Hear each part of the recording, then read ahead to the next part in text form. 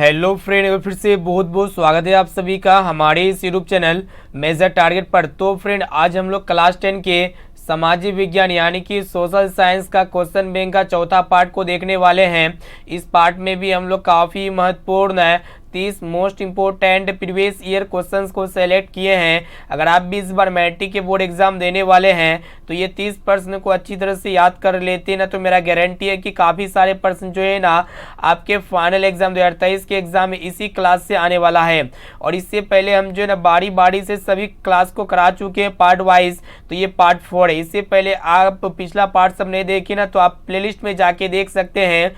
और दोस्तों ये 30% जो है ना आपका एनसीईआरटी के न्यू पैटर्न पर आधारित है। और इसमें भी हम लोग 2011 से 2022 तक पूछे गए प्रश्नों को सम्मिलित किए हैं।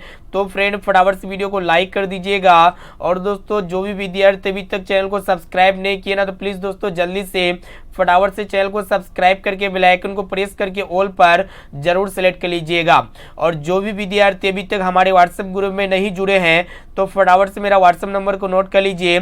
ये मेरा व्हाट्सएप नंबर है 6206076569। सिंपली इस नंबर को सेव करना है और आपको बोलना है कि सर हमें व्हाट्सएप ग्रुप में जोड़ दीजिए, तो हम जो है ना आपको व्हाट्सएप ग्रुप में जोड़ देंगे। और एक एक प्रश्न जो है ना हम आपको लाइव प्रूफ के साथ बताएंगे कि कौन क्वेश्चन कितना इंपॉर्टेंट है और गत वर्ष में कितना बार रिपीटेड है।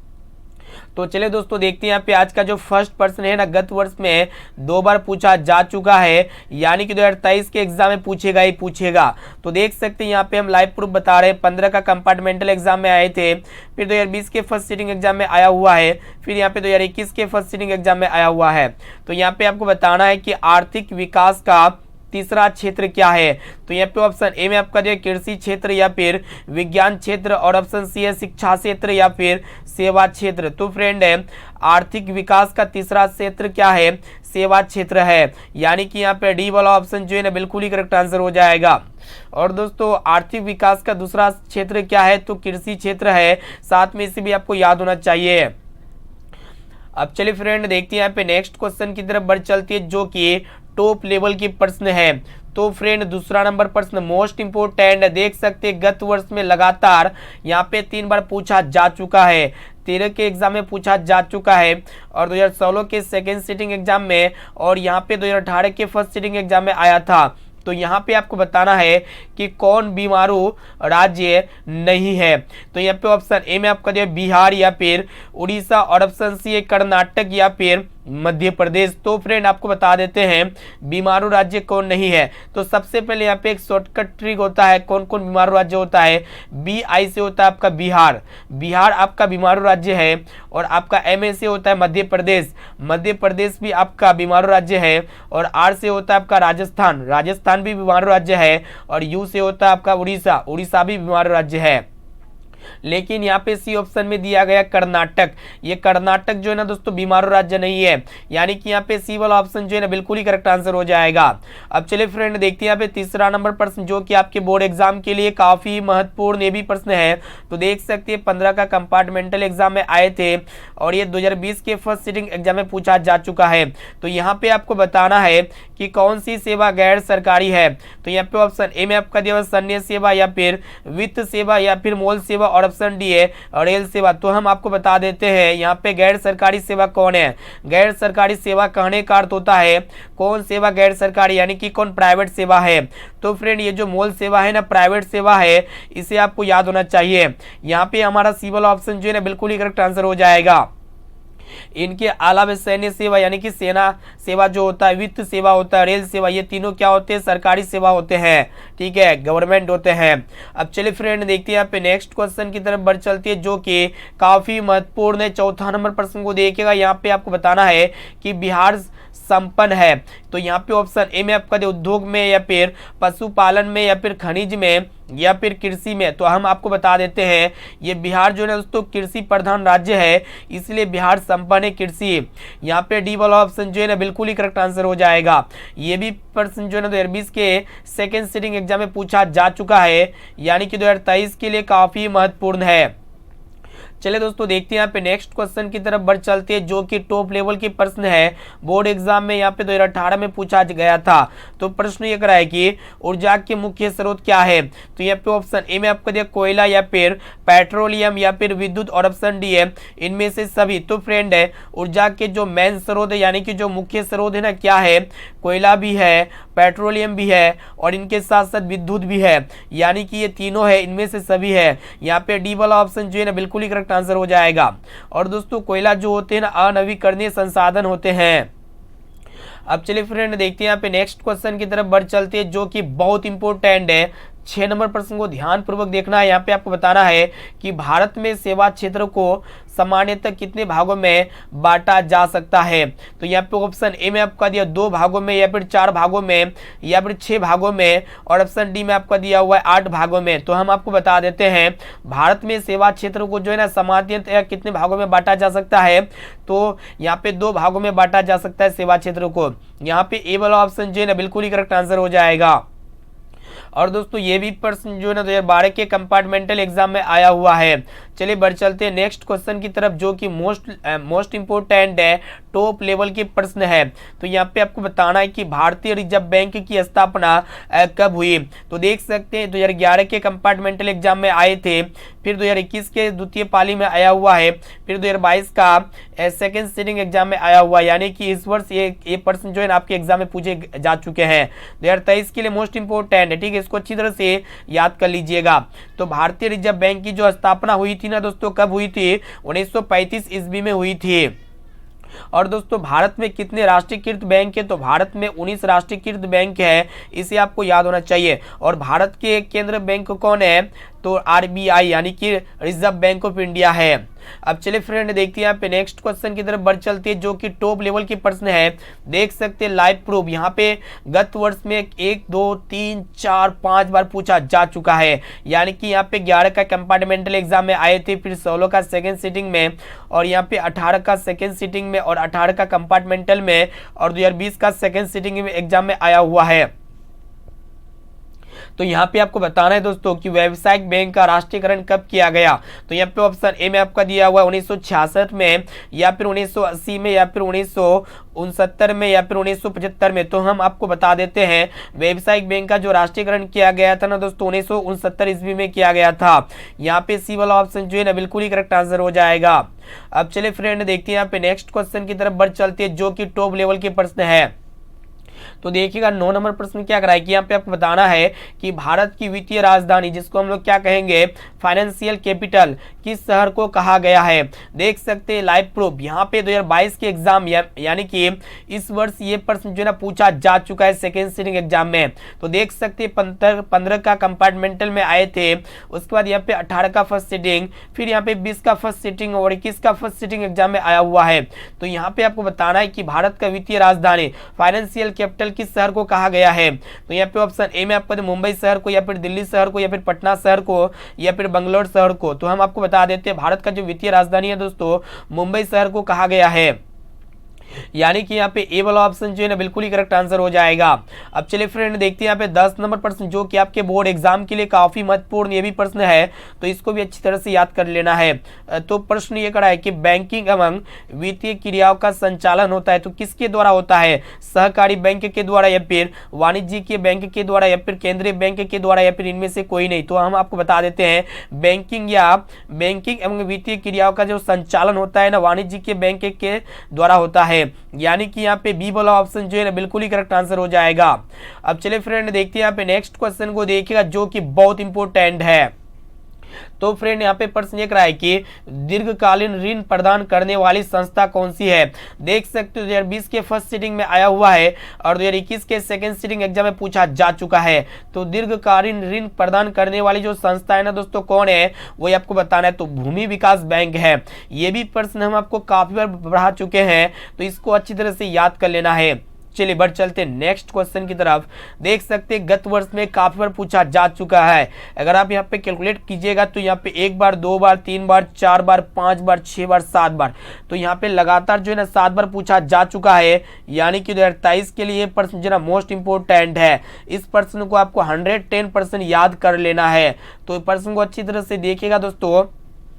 यहाँ पे आपको बताना है कि इनमें से कौन प्राकृतिक आपदा नहीं है। तो प्राकृतिक आपदा कौन होता है? जो प्रकृति के द्वारा घटित आपदा होता है उसी को हम लोग प्राकृतिक आपदा कहेंगे, लेकिन यहाँ पे आपको बताना है कि प्राकृतिक आपदा नहीं है। तो फ्रेंड यहाँ पे ऑप्शन ए में आपका दे सुनामी। सुनामी एक प्रकार का प्राकृतिक आपदा है और बाढ़ भी एक प्रकार का प्राकृतिक आपदा है और भूकंप भी प्राकृतिक आपदा है, लेकिन ये आतंकवाद जो है ना प्राकृतिक आपदा नहीं है, मानव जनित आपदा है। यहाँ पे सी वाला ऑप्शन जो है ना बिल्कुल ही करेक्ट आंसर हो जाएगा। अब चलिए फ्रेंड देखते हैं यहाँ पे नेक्स्ट क्वेश्चन की तरफ बढ़ चलते हैं, जो कि टॉप लेवल की प्रश्न है। तो फ्रेंड यहाँ पे प्रश्न ये कह रहा है कि इनमें से कौन मानव जनित आपदा है? तो मानव जनित आपदा जो मानव के द्वारा घटित आपदा होता है। तो देख सकते 2016 के फर्स्ट सीटिंग और 21 के फर्स्ट सीटिंग में आया हुआ है। तो यहाँ पे जो मानव जनित आपदा है ना दोस्तों, सांप्रदायिक दंगे भी है और आतंकवाद भी है और महामारी भी है, यानी कि ये तीनों क्या है? मानव जनित आपदा है, यानी कि इनमें से सभी हो जाएगा। यहाँ पे डी वाला ऑप्शन बिल्कुल ही करेक्ट आंसर हो जाएगा। अब चलिए फ्रेंड देखते हैं यहाँ पे नेक्स्ट क्वेश्चन की तरफ बढ़ चलते हैं, जो कि टॉप लेवल के प्रश्न है। 14 नंबर प्रश्न क्या कराए कि सुनामी का प्रमुख कारण क्या है? तो ये प्रश्न जो है ना 15 का सेकंड सीटिंग एग्जाम में आएगा, फिर 18 का सेकंड सीटिंग में आएगा, फिर यहाँ पे आया हुआ है और 2020 के फर्स्ट सीटिंग एग्जाम में आया हुआ है। तो आपको बता देते दोस्तों, सुनामी का जो प्रमुख और मेन कारण है ना, समुद्र में भूकंप का आना है। ये भी प्रश्न हम आपको काफी और पढ़ा चुके हैं, तो इसको अच्छी तरह से याद कर लीजिएगा। इसीलिए हम आपको बार बार कह रहे हैं कि एक एक क्वेश्चन का आंसर यहाँ पे लाइव चैट में कमेंट बॉक्स में कमेंट जरूर कीजिएगा। इससे हमको ये पता चलेगा कि आप काफी इंटेलिजेंट स्टूडेंट है। ठीक है, अब ये प्रश्न 2023 के लिए रामबाण साबित हो सकता है, इसको अच्छी तरह से याद कर लीजिएगा। अब चलिए फ्रेंड देखते हैं यहाँ पे नेक्स्ट क्वेश्चन की तरफ बढ़ चलते हैं, जो कि टॉप लेवल के प्रश्न है। तो यहाँ पे आपको बताना है कि भू संकलन है। देख सकते 2020 के फर्स्ट सीटिंग एग्जाम में आया हुआ है। तो यहाँ पे ऑप्शन ए में आपको प्राकृतिक आपदा या फिर मानवीय आपदा, जिसको हम लोग मानव जनित आपदा के नाम से भी जानते हैं, या फिर सामान्य आपदा, या फिर इनमें से कोई नहीं। तो फ्रेंड ये भू संकलन एक प्रकार का क्या होते हैं? प्राकृतिक आपदा होते हैं, यानी कि यहाँ पे ए वाला ऑप्शन जो है ना बिल्कुल ही करेक्ट आंसर हो जाएगा। अब चलिए फ्रेंड देखते हैं यहाँ पे 16 नंबर प्रश्न, जो कि गत वर्ष में देख सकते हैं सिर्फ और सिर्फ एक ही बार पूछा जा चुका है, यानी कि 2020 के सेकंड सीटिंग एग्जाम में आया था, यानी कि 2023 के बोर्ड एग्जाम के लिए प्रश्न जो है रामबाण साबित हो सकता है। तो इसको अच्छी तरह से याद कर लीजिएगा। तो यहाँ पे आपको बताना है कि निम्नलिखित में कौन मानव जनित आपदा नहीं है? तो यहाँ पे मानव जनित आपदा नहीं है, कौन जो है ना प्राकृतिक आपदा है। कहने का अर्थ यही है सीधा सीधा। तो प्राकृतिक आपदा कौन है दोस्तों? सुनामी है, ये मानव जनित आपदा नहीं है। यहाँ पे सी वाला ऑप्शन जो है ना बिल्कुल ही करेक्ट आंसर हो जाएगा। अब चलिए फ्रेंड देखते हैं यहाँ पे नेक्स्ट क्वेश्चन को देखिएगा, जो कि बोर्ड एग्जाम के लिए काफी इंपोर्टेंट है। तो यहाँ पे आपको बताना है कि लोकसभा में निर्वाचन हेतु कुल सीटों की संख्या है। तो देख सकते हैं 15 का फर्स्ट सीटिंग एग्जाम में आया था। तो लोकसभा में निर्वाचन हेतु कुल सीटों की संख्या कितनी है? 542 सीटें हैं, या फिर 544 सीटें, या फिर 543 सीटें, या फिर 545 सीटें। तो हम आपको बता देते हैं लोकसभा में निर्वाचन हेतु कुल सीटों की संख्या कितनी है? 543 सीटें हैं। इसे आपको याद होना चाहिए। यहाँ पे सी वाला ऑप्शन जो है ना बिल्कुल ही करेक्ट आंसर हो जाएगा। अब चलिए फ्रेंड देखते हैं यहाँ पे 18 नंबर प्रश्न को देखिएगा, जो कि गत वर्ष में यहाँ पे 2012 के कंपार्टमेंटल एग्जाम में पूछा गया था। तो यहाँ पे आपको बताना है कि समवर्ती सूची में रखा जाता है। तो यहाँ पे ऑप्शन ए में आपका दिया राज्य को, या फिर केंद्र और राज्य दोनों को, या फिर केंद्र को, या फिर इनमें से कोई नहीं। तो हम आपको बता देते हैं समवर्ती सूची में किसे रखा जाता है, तो वही आपको बताना है। तो यहाँ पे केंद्र और राज्य दोनों को रखा जाता है, इसे आपको याद होना चाहिए। यहाँ पे बी वाला ऑप्शन जो है ना बिल्कुल ही करेक्ट आंसर हो जाएगा। अब चलिए फ्रेंड देखते हैं यहाँ पे 19 नंबर प्रश्न को देखिएगा। प्रश्न ये कराए कि कौन से संशोधन अधिनियम द्वारा सरकार का तीसरा स्तर बनाया गया था? काफी इंपोर्टेंट है। तो यहाँ पे ऑप्शन ए में आपका दिया हुआ है 71वां संशोधन, या फिर 73वां संशोधन, या फिर 59वां संशोधन, या फिर 64वां संशोधन। तो हम आपको बता देते हैं ये जो 73वां संशोधन है ना दोस्तों, इसके द्वारा सरकार का तीसरा स्तर बनाया गया था, यानी कि यहाँ पे बी वाला ऑप्शन जो है ना बिल्कुल ही करेक्ट आंसर हो जाएगा। देख सकते हैं 18 का कंपार्टमेंटल एग्जाम में पूछा जा चुका है। अब चलिए फ्रेंड देखते हैं यहाँ पे 20 नंबर प्रश्न क्या कर रहा है कि यहाँ पे आपको बताना है कि निम्न में से कौन कौन सा पंचायती राज व्यवस्था का दूसरा स्तर है। तो यहाँ पे ऑप्शन ए में आपको दिया ग्राम पंचायत या फिर जिला पंचायत या फिर पंचायत समिति या फिर नगर पालिका। तो हम आपको बता देते हैं कौन जो है ना पंचायत राज व्यवस्था का दूसरा स्तर है। तो ये दूसरा स्तर पंचायत राज व्यवस्था का दूसरा स्तर क्या होगा दोस्तों, पंचायत समिति हो जाएगा। इसे आपको याद होना चाहिए। यहाँ पे सी वाला ऑप्शन जो है ना बिल्कुल ही करेक्ट आंसर हो जाएगा। ये जो है ना 18 का कंपार्टमेंटल एग्जाम में पूछा गया था। अब चलिए फ्रेंड देखते हैं यहाँ पे 21 नंबर प्रश्न को देखिएगा जो कि बोर्ड एग्जाम के लिए काफी महत्वपूर्ण ये भी प्रश्न है। तो देखिएगा दोस्तों ध्यानपूर्वक, यहाँ पे आपको बताना है कि पंचायती राज व्यवस्था का सर्वप्रथम किस राज्य में लागू किया गया। यानी कि पंचायती राज व्यवस्था सर्वप्रथम किस राज्य में लागू किया गया था, राजस्थान राज्य में या फिर बिहार राज्य में या फिर आपका उत्तराखंड राज्य में या फिर मध्य प्रदेश राज्य में। तो फ्रेंड पंचायती राज व्यवस्था सबसे पहले जो है ना राजस्थान राज्य में लागू किया गया था। इसे आपको याद होना चाहिए। यहाँ पे ए वाला ऑप्शन जो है ना बिल्कुल ही करेक्ट आंसर हो जाएगा। ये भी प्रश्न जो है ना 2019 के फर्स्ट सिटिंग में पूछा गया था और 2021 के फर्स्ट सिटिंग एग्जाम में पूछा जा चुका है। अब चलिए फ्रेंड देखते हैं यहाँ पे नेक्स्ट क्वेश्चन जो कि टॉप लेवल के प्रश्न है। तो यहाँ पे आपको बताना है कि बिहार राज्य है। तो हम आपको पहले ही बताए बिहार क्या है दोस्तों, अपना राज्य कृषि प्रधान राज्य है, कृषि प्रधान राज्य है। यहाँ पे डी वाला ऑप्शन बिल्कुल ही करेक्ट आंसर हो जाएगा। ये प्रश्न 2021 के सेकंड सिटिंग एग्जाम में पूछा जा चुका है। और देखिएगा 23 नंबर प्रश्न यहाँ पे आपको बताना है कि बिहार में कितने जिले हैं। तो काफी सिंपल प्रश्न है, इसका जवाब जो है ना बच्चे लोग जवाब दे देंगे। तो बिहार में वर्तमान में कितने जिले, तो 38 जिले, इसे आपको याद होना चाहिए। यहाँ पे डी वाला ऑप्शन बिल्कुल ही करेक्ट आंसर हो जाएगा। अब चलिए फ्रेंड देखते हैं यहाँ पे नेक्स्ट क्वेश्चन को देखिएगा। यहाँ पे आपको बताना है कि ककोलत जलप्रपात बिहार के किस जिले में स्थित है। देख सकते हैं 2021 के सेकंड सिटिंग एग्जाम में आया हुआ है। तो ककोलत जो जलप्रपात है ना बिहार के किस जिले में स्थित है वही आपको बताना है। तो नवादा जिले में स्थित है, इसे आपको याद होना चाहिए। यहाँ पे बी वाला ऑप्शन जो है ना बिल्कुल ही करेक्ट आंसर हो जाएगा। अब चलिए फ्रेंड देखते हैं यहाँ पे 25 नंबर प्रश्न को देखिएगा। प्रश्न ये करा है कि किस देश की सीमा बिहार से जुड़ी हुई है। तो यहाँ पे ऑप्शन ए में आपको दिया नेपाल देश की सीमा या फिर भूटान देश की सीमा या फिर बांग्लादेश की सीमा या फिर चीन देश की सीमा। तो फ्रेंड ये भी प्रश्न जो है ना हम आपको काफी बार पढ़ा चुके हैं। तो नेपाल देश की सीमा जो है ना बिहार से जुड़ी हुई है, यानी कि यहाँ पे ए वाला ऑप्शन जो है ना बिल्कुल ही करेक्ट आंसर हो जाएगा। ये भी प्रश्न जो है ना 2021 के सेकंड सिटिंग एग्जाम में पूछा जा चुका है। अब चलिए फ्रेंड देखते हैं यहाँ पे नेक्स्ट क्वेश्चन की तरफ बढ़ चलते जो कि टॉप लेवल के प्रश्न है। यहाँ पे आपको बताना है कि बिहार की किस नदी की उत्पत्ति अमरकंटक से हुई है। तो देख सकते हो 2021 के फर्स्ट सिटिंग एग्जाम में आया हुआ है।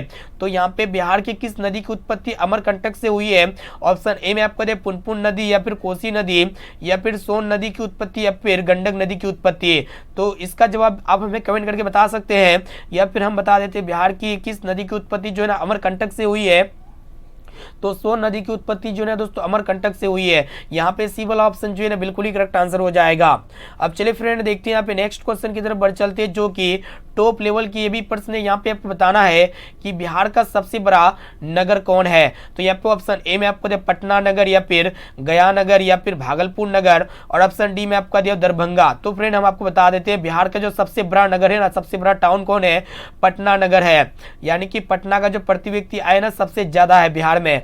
और दोस्तों ये भी प्रश्न जो है ना यहाँ पे 20 में सेकंड सिटिंग में पूछा जा चुका है और 21 का फर्स्ट सिटिंग एग्जाम में आया था। चलिए बढ़ चलते नेक्स्ट क्वेश्चन की तरफ। यहाँ पे आपको बताना है कि झारखंड राज्य का गठन कब हुआ था। काफी इंपोर्टेंट है, काफी पढ़ा चुके हैं प्रश्न। तो झारखंड राज्य का जो गठन किया गया था ना दोस्तों, कब किया गया था, तो 15 नवंबर 2000 को किया गया था। इसे आपको याद होना चाहिए। यहाँ पे सी वाला ऑप्शन बिल्कुल ही करेक्ट आंसर हो जाएगा। ये प्रश्न जो है 2019 के सेकंड सिटिंग और 2021 के फर्स्ट सिटिंग एग्जाम में आया हुआ है। चलिए बढ़ चलते हैं नेक्स्ट क्वेश्चन की तरफ जो कि टॉप लेवल के प्रश्न है। यहाँ पे आपको बताना है कि महात्मा बुद्ध को ज्ञान की प्राप्ति कहाँ हुई। देख सकते हैं 2021 के एग्जाम में आया हुआ है। तो यहाँ पे ऑप्शन ए में आपका दिया राजगीर से या फिर बोध गया से या फिर वैशाली से और ऑप्शन डी है सारनाथ से। तो हम आपको बता देते हैं महात्मा बुद्ध को ज्ञान की जो प्राप्ति हुई थी ना दोस्तों, कहाँ से हुई थी, तो बोध गया से हुई थी। यहाँ पे बी वाला ऑप्शन जो है ना बिल्कुल ही करेक्ट आंसर हो जाएगा। अब चलिए फ्रेंड देखते हैं यहाँ पे 30 नंबर प्रश्न जो कि आपके बोर्ड एग्जाम के लिए काफी महत्वपूर्ण ये भी प्रश्न है। तो यहाँ पे आपको बताना है कि बिहार में प्राय कैसी मिट्टी पाई जाती है। तो यहाँ पे ऑप्शन ए में आपका दिया हुआ लाल मिट्टी या फिर काली मिट्टी या फिर जलोढ़ मिट्टी और ऑप्शन डी है लेटराइट मिट्टी। तो हम आपको बता देते हैं बिहार में जो प्राय मिट्टी पाई जाती है ना, जलोढ़ मिट्टी पाई जाती है। और दोस्तों ये जो जलोढ़ मिट्टी होती है ना काफी उपजाऊ मिट्टी होती है, ठीक है। यहाँ पे सी वाला ऑप्शन जो है ना बिल्कुल ही करेक्ट आंसर हो जाएगा। ये भी प्रश्न जो है ना 2021 के सेकंड सिटिंग एग्जाम में पूछा जा चुका है। तो फ्रेंड यहाँ पे हम जो है ना फाइनली क्लास 10 के सोशल साइंस के क्वेश्चन बैंक चौथा में हम लोग जो है ना काफी महत्वपूर्ण प्रीवियस ईयर में पूछे गए, गत वर्ष में बार बार पूछे गए प्रश्न को देख चुके हैं। इसमें जो 30 क्वेश्चन बताए ना, आपको पहले से कितना प्रश्न याद था, इसका जवाब आप हमें कमेंट करके बताइए। और इनके साथ साथ ये SW क्वेश्चंस का आंसर क्या लगता है, ये वाला प्रश्न का भी जवाब आपको इसी वीडियो में कमेंट करके बताना है कि सूचना के अधिकार संबंधी कानून कब बना था। तो इसका जवाब जिसे भी पता नहीं है तो आप प्रीवियस क्लास कर सकते हैं, यानी कि पार्ट 2 पार्ट 3 में इसका आंसर दिया गया है। ठीक है, आप देख सकते हो वो वाला पार्ट। तो इसका राइट आंसर जो भी लगता है तो जल्दी से आप हमें कमेंट करके जरूर बताइएगा। ठीक है, और जो भी विद्यार्थी व्हाट्सएप ग्रुप में अब तक नहीं जुड़े हैं तो जल्दी से फटाफट से मेरा व्हाट्सएप नंबर को नोट कर सकते हैं। मेरा व्हाट्सएप नंबर है 6206076569। इस नंबर को सेव कीजिए। आप बोले कि सर हमें व्हाट्सएप ग्रुप में जोड़ दीजिए, तो हम जो है ना आपको व्हाट्सएप ग्रुप में जोड़ देंगे। और इस वीडियो को अपने दोस्तों में जरूर शेयर कीजिएगा ताकि वो बोर्ड परीक्षा की तैयारी काफी अच्छी तरीके से कर सके और 480 प्लस मार्क्स से उत्तीर्ण हो सके। ठीक है, और दोस्तों यहाँ पे और एक चीज हम आपको बताते हैं कि वेबसाइट पे जो भी विद्यार्थी टेस्ट नहीं देते हैं ना, तो वेबसाइट पे धमाकेदार डेली टेस्ट चलती है। तो आप जो है ना बेझिझक जाके टेस्ट दे सकते हैं वेबसाइट, इसमें दिक्कत वाली बात नहीं है। टेस्ट देने से क्या होगा, आपका जो क्वेश्चन होगा ना तो रिवीजन होता रहेगा और आपका माइंड में जो है ना वो क्वेश्चन सेट रहेगा। ठीक है, याद रहेगा। तो आप जो है ना वेबसाइट में जाके डेली रेगुलर टेस्ट जरूर दीजिएगा और जल्दी से आप हमारे व्हाट्सएप ग्रुप में जुड़ जाइए ताकि आपको जो ना टेस्ट का लिंक डेली मिलता रहे और डेली आप जो है ना टेस्ट को दे सके। तो फिर मिलते हैं यहाँ पे अगले क्लास में। आज के लिए इतना दोस्तों, थैंक यू।